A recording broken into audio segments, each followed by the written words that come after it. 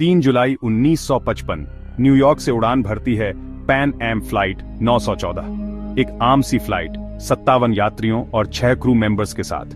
लेकिन ये फ्लाइट कभी अपने गंतव्य तक नहीं पहुंचती, गायब हो जाती है बिना कोई सिग्नल, बिना कोई चेतावनी।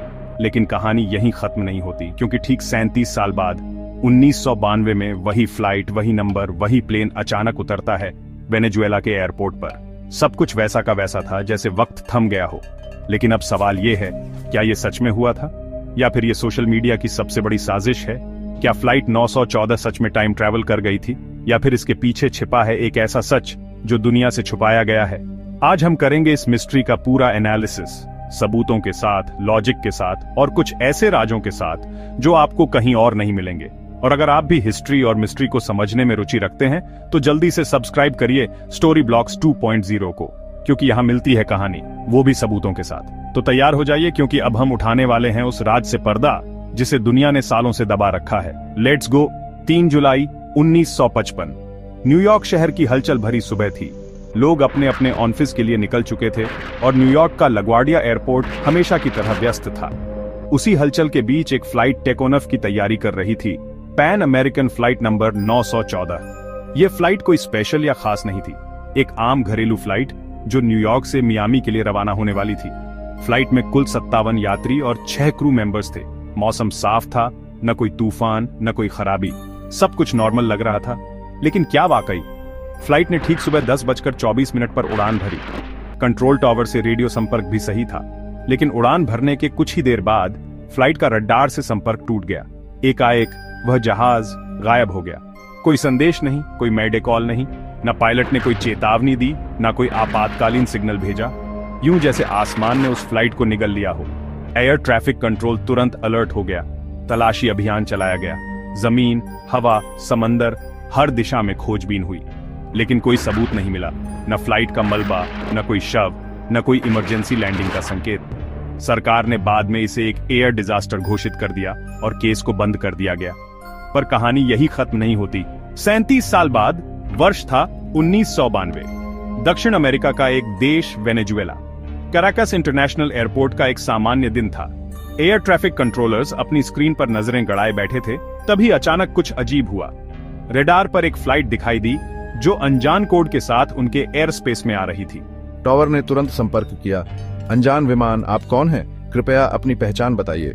और फिर जवाब आया, This is Pan Am Flight 914. We're en route from New York to Miami. Requesting landing permission. सब चौंक गए।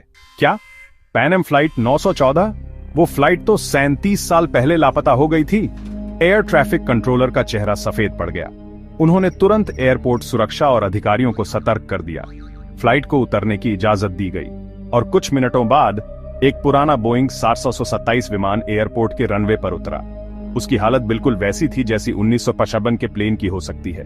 खिड़कियों से झांकते यात्री पुराने फैशन के कपड़ों में थे। सबके चेहरे पर हैरानी थी। जहाज से उतरे पायलट ने गुस्से में पूछा, आप लोग इतने हैरान क्यों हैं? हमारी फ्लाइट न्यूयॉर्क से चली थी और हम मियामी जा रहे थे। बस थोड़ी डिले हो गई है। तभी एयरपोर्ट पर मौजूद एक गार्ड ने उसकी घड़ी देखी। घड़ी 3 जुलाई 1955 की तारीख दिखा रही थी। वो सब जैसे किसी पुराने जमाने की फिल्म से निकल कर आए थे। ये सवाल हर किसी के मन में उठ रहा था। क्या वाकई फ्लाइट ने समय में सफर किया? क्या Pan Am flight 914 time travel करके 1955 से सीधा 1999 में आ गया? या फिर ये सब कोई बहुत बड़ी साजिश थी? कुछ वैज्ञानिकों ने इसे वर्म होल थ्योरी से जोड़ने की कोशिश की। उनका कहना था कि शायद फ्लाइट किसी अदृश्य वर्म होल या समय के छिद्र में फंस गई हो और वहां समय का प्रवाह रुक गया हो। लेकिन सवाल यह भी था, अगर ऐसा हुआ तो किसी ने इस घटना को रिकॉर्ड क्यों नहीं किया? न कोई फुटेज, न कोई सरकारी रिपोर्ट। कुछ ही घंटों बाद फ्लाइट और उसमें सवार लोग फिर से गायब हो गए। जी हां, फ्लाइट कुछ घंटों बाद अचानक फिर गायब हो गई। एयरपोर्ट पर तैनात एक वयोवृद्ध कर्मचारी जुआन दे ला कोस्टा ने एक इंटरव्यू में दावा किया कि उसने खुद उस फ्लाइट को देखा था। उसने बताया, मैंने अपनी आंखों से देखा। वो जहाज पुराना था। उसमें से निकलने वाले लोग जैसे 50 के दशक के थे। उनका चेहरा डरा हुआ था। उन्होंने हमसे पूछा, क्या हम मियामी पहुंच गए?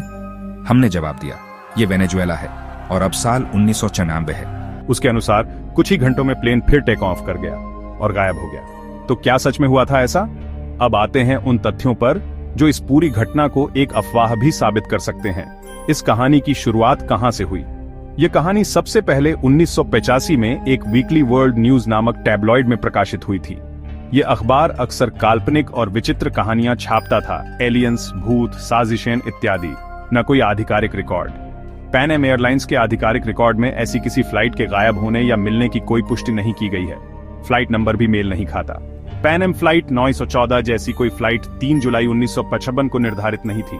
कोई प्रत्यक्ष सबूत नहीं, न कोई फोटो, न कोई वीडियो, न ही किसी यात्री या क्रू मेंबर का कोई साक्षात्कार। लेकिन सवाल रह जाते हैं, यदि ये कहानी पूरी तरह फर्जी है तो कैसे इतने लोगों ने इस पर विश्वास कर लिया? क्या ये सिर्फ इंसानी दिमाग की कल्पना है या फिर कोई सच्चाई है जिसे बहुत चालाकी से छिपाया गया है? क्योंकि ये पहली बार नहीं है जब किसी फ्लाइट के अचानक गायब होने की खबर आई हो। मलेशिया एयरलाइंस फ्लाइट 373 जो 2014 में गायब हो गई, उसका मलबा भी सालों तक नहीं मिला। फ्लाइट 19 जो बरमूडा ट्रायंगल में लापता हो गई थी। क्या वाकई कुछ जगहों पर समय की रेखा झुक जाती है? क्या ऐसे स्थान मौजूद हैं जहां भौतिकी के नियम बदल जाते हैं? पैन एम फ्लाइट 914 की कहानी आज भी इंटरनेट की सबसे चर्चित और रहस्यमय कहानियों में से एक है। कुछ लोग इसे एक 100% फर्जी कहानी मानते हैं, लेकिन कुछ ऐसे भी हैं जो कहते हैं सच और कल्पना के बीच सिर्फ एक महीन रेखा होती है। और अगर ये सब एक झूठ था तो फिर इतनी डिटेल्स कहां से आईं? क्या आपको लगता है कि पैन एम फ्लाइट 914 सच में समय में गुम हो गई थी, या ये बस एक सोशल मीडिया की सबसे बड़ी साजिश थी? नीचे कमेंट में अपनी राय जरूर बताइए। और अगर आप भी ऐसी ही रहस्यमयी, रोमांचक और सच्चाई की परतें खोलने वाली कहानियों को जानना चाहते हैं तो सब्सक्राइब करिए स्टोरी ब्लॉक्स 2.0 को, क्योंकि यहाँ हर कहानी के पीछे छिपा है एक ऐसा सच जिसे दुनिया ने आपसे छुपा रखा है। अगली बार मिलेंगे एक और रहस्य के साथ। तब तक के लिए अलविदा, लेकिन सवाल बाकी है।